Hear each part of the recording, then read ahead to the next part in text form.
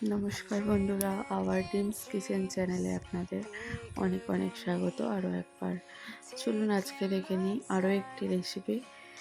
এটাও নিরামিষভাবে বানানো, নিরামিষ চানা পনির। কী কী লাগছে দেখে নিই। আমরা এখানে কাবলি ছোলা নিয়েছি 200 গ্রাম পরিমাণ, সারা রাত ভিজিয়ে রেখেছিলাম। নুন দিয়ে অল্প পরিমাণ সাদা তেল দিয়ে কাবলি ছোলাটা আমরা সিটি মেরে নেব। দিয়ে দিলাম এখানে সিদ্ধ আলুটা আমরা রান্নায় কিভাবে ব্যবহার করি পরে দেখাবো। এখানে আমরা নিয়েছি পনির, যেটা টুকরো করে কেটে নিয়েছি।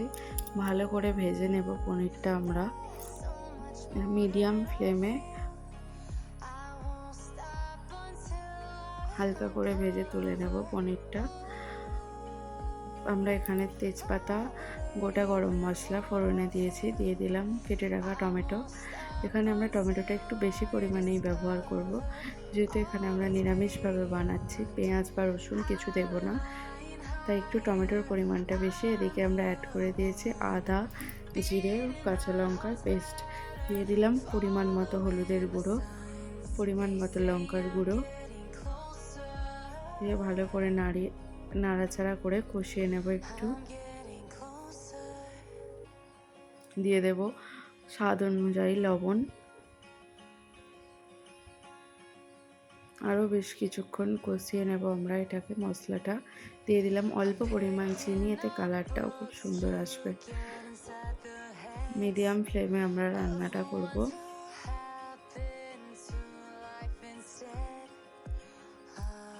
ভালো করে কষিয়ে নেব।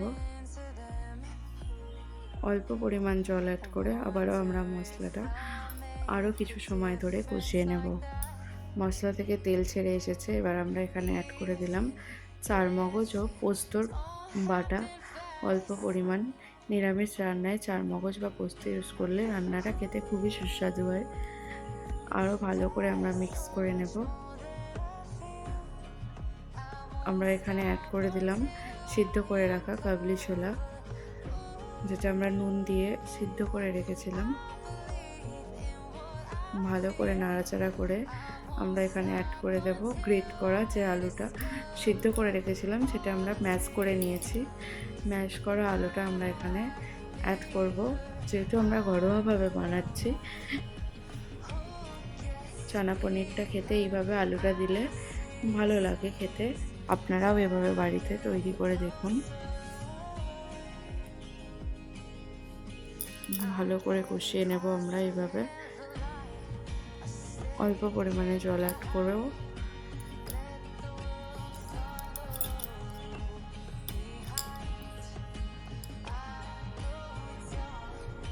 খুব বেশি জল অ্যাড করার প্রয়োজন নেই। কড়াই সিদ্ধ হওয়া, আলুটাও ম্যাশ করে দেওয়া। এদিকে আমরা একটু আমন্ড দুধ গুলে নিচ্ছি। এখানে আপনারা চাইলে ফ্রেশ ক্রিম ব্যবহার করতে পারেন।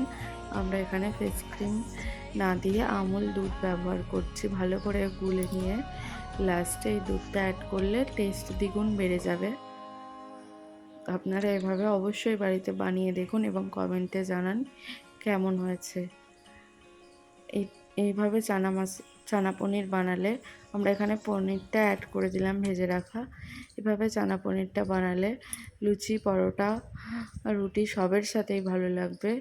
অবশ্যই বাড়িতে বানান এবং আমাদেরকে কমেন্টে জানান কেমন হয়েছে রেসিপিটি। এখানে আমরা ঘি ও গুঁড়ো আর মশলা সব শেষে অ্যাড করলাম। রেডি হয়ে গেছে আমাদের চানা পনির। এভাবেই আপনারা বানান। ভিডিওটি ভালো লাগলে একটি লাইক করে চ্যানেলটিকে সাবস্ক্রাইব করে দিন আরও নতুন নতুন ভিডিও পাওয়ার জন্য।